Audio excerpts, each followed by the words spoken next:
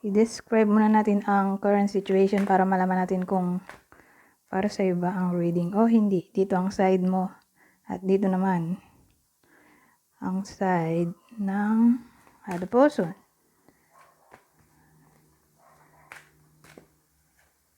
So, current situation, may partnership dito. So, kayo pa. Hindi ko nga lang alam kung ikaw ba yung original o hindi. Pero, kayo pa. May abundance o.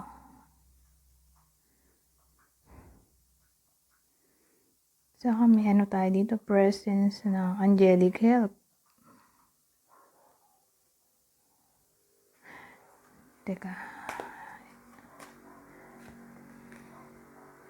Dito sa other person.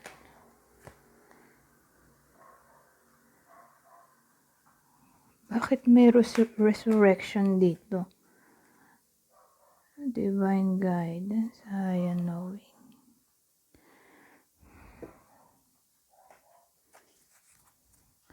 Teka. Ayusin ko lang.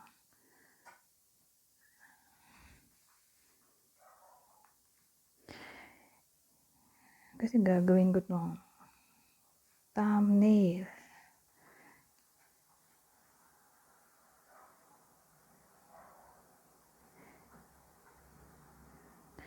Kasi ang dating dito, kayo pa dahil may ano tayo dito. Partnership romance. So, parang the lovers to pag nakikita ko to. Ito naman, pag nakita ko, Empress. At ito, pag nakita ko, ano ba to? Tabi picture, angelic help. Ang dating sa akin, 9 of Wands. Kasi may baston din to. Ewan ko, ang dating sa akin, ito yung 9 of Wands.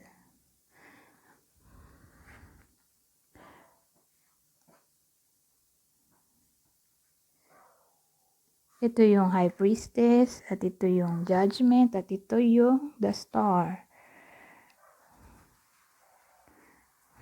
So, hindi nyo pa rin sinusukuan ng isa't isa kahit may other person. Ikaw siguro hindi sumusuko sa person mo dahil mahal mo pa. Kasi may Empress dito. So, babae yung nagmamahal, hindi sumusuko. So, ikaw siguro yun.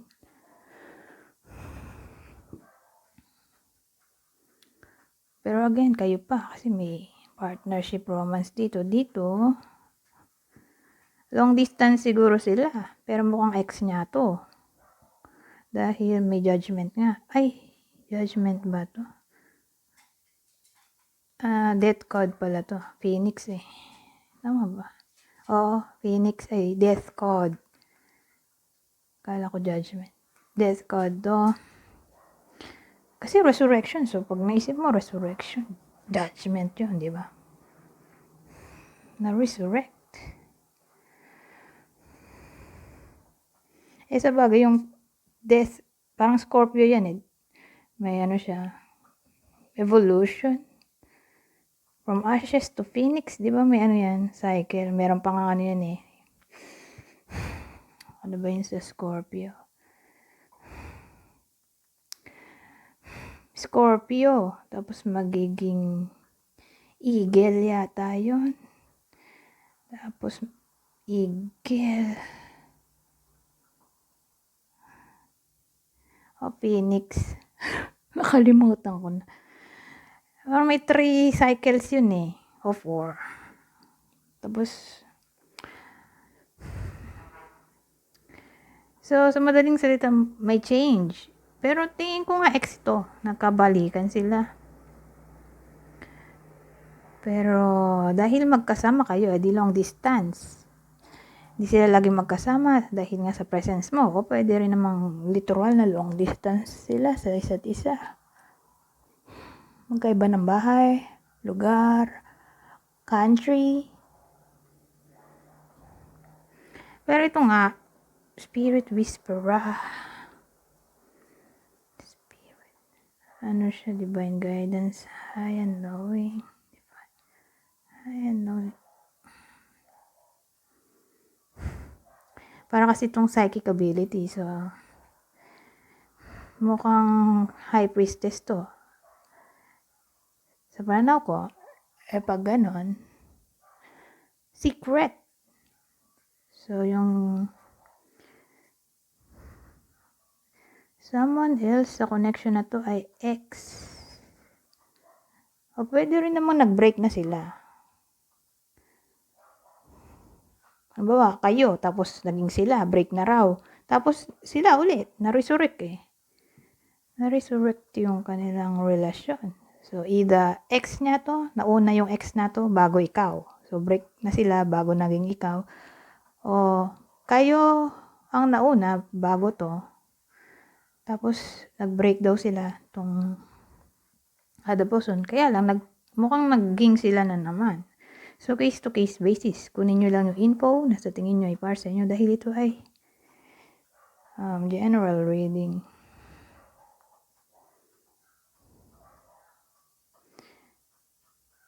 So, sa madaling salita, anong current situation nila? Patago yung relasyon nila. Ito siguro yung third party. Pero again, hindi ko nga alam kung sino sa inyo ang third party, sino nauna. Ang alam ko lang, nag-break na sila, tapos sila na naman. Kasi nga sa presence nito.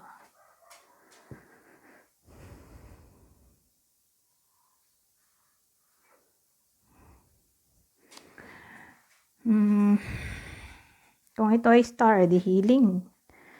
So, yun nga, nagkabalikan. Inspiration din ng star. Pwede ring peace. Clarity.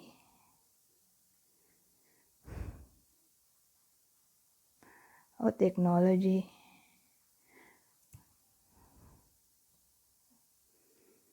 So, may tao tayo dito. Sabihin natin ito ay Taurus of Libra. Ito naman ay Gemini, Virgo. Lahat ng fire signs, Aries, Leo, Sagittarius, Aquarius, Scorpio. Ano nga ba yung High Priestess? Nakalimutan ko.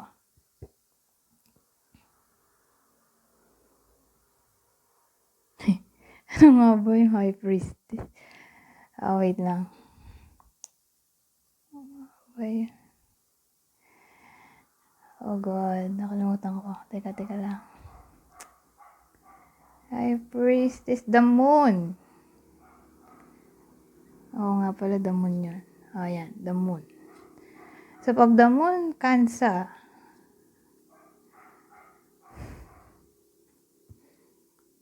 Kasi wala akong clue mamaya. So, nagbigay na ako ng possible tao sa kwento. So, pwedeng ang clue ay ikaw. Pwedeng yung clue na yun ay tumama sa iyo, sa person mo at sa other person. Ngayon, ko tayo na ibang deck. Nung feelings niya sa iyo. Ngayon,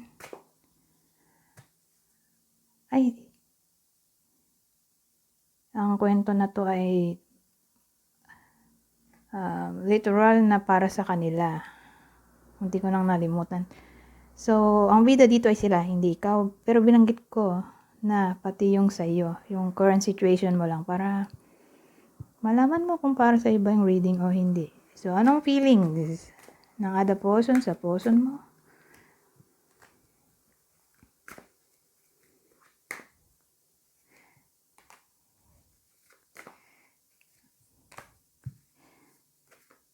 Ito, feelings ng person mo sa other person.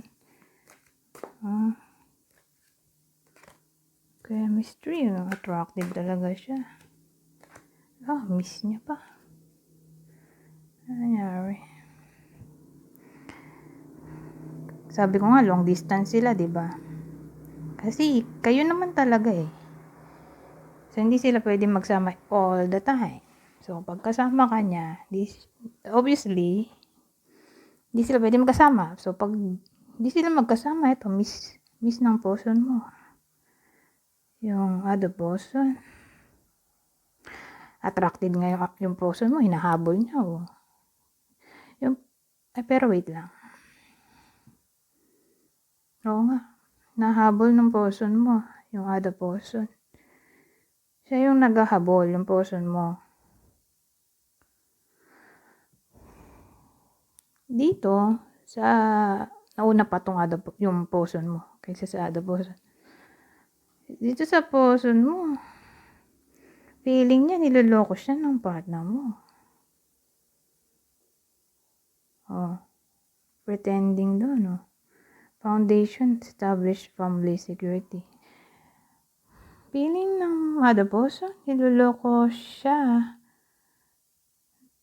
sa topic ng security. So, sabihin natin, feeling niya pinapangakuan siya ng mga kung ano-ano, napapakasalan ko no, o magbibuild na sila ng family, o kung may family na sila. Parang feeling niya, hindi magtatagal yung relasyon nila. Kasi feeling niya nagpapanggap lang yung person mo sa kanya.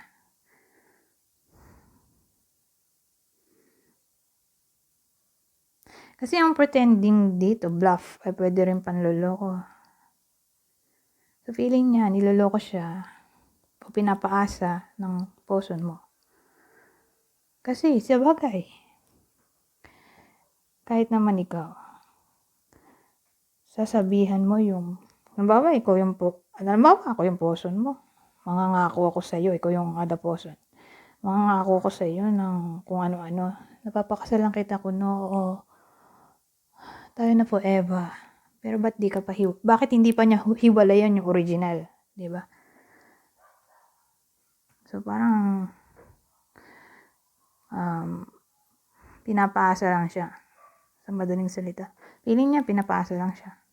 Pero important yung person mo dito sa other person kasi may importance dito, binavalue ng other person, tong person mo na kahit sa kabila ng lahat na yun nga, pinapaasa siya. Ay mahal niya pa rin.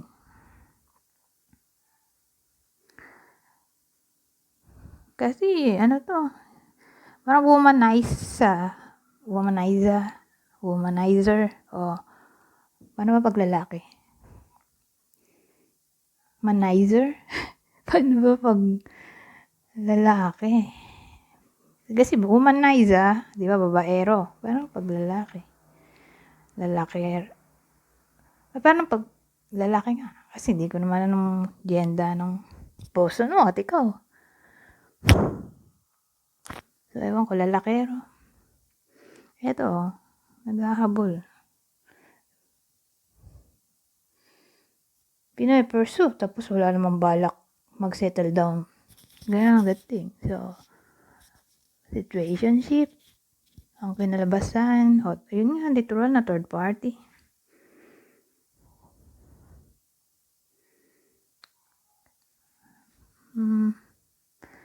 Anyways, hanggang dito na lang. Goodbye for now.